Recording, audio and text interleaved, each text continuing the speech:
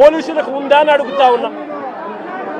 ఇలా చేయడం ధర్మమేనా అని అడుగుతా ఉన్నా.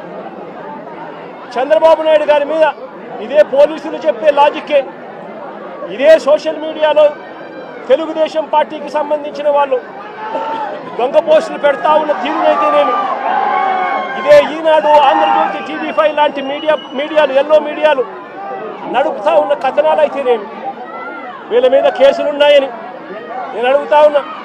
ఇదే చంద్రబాబు నాయుడు మీద 24 కేసులున్నాయి. మరి చంద్రబాబు నాయుడు మీద 24 కేసులున్నాయని చెప్పి చంద్రబాబు నాయుడు గారిని నడి రోడ్డు మీదకి తీసుకొని వచ్చి తన్నడం ధర్మమే అవుతుందా అని అడుగుతా ఉన్నా. చంద్రబాబు నాయుడు మీద కూడా 24 కేసులున్నాయి. ఆయనను కూడా రోడ్డు మీదకి తీసుకొని వచ్చి తంతే ధర్మమేనా అది? ఇదే పోలీసులను అడుగుతా ఉన్నా. కేసులు ఉన్నాయి కదా అని చెప్పి, పాత కేసులు ఏదో ఉన్నాయని చెప్పి నువ్వు చేసిన పనికి జస్టిఫైబుల్ కారణం కాదది.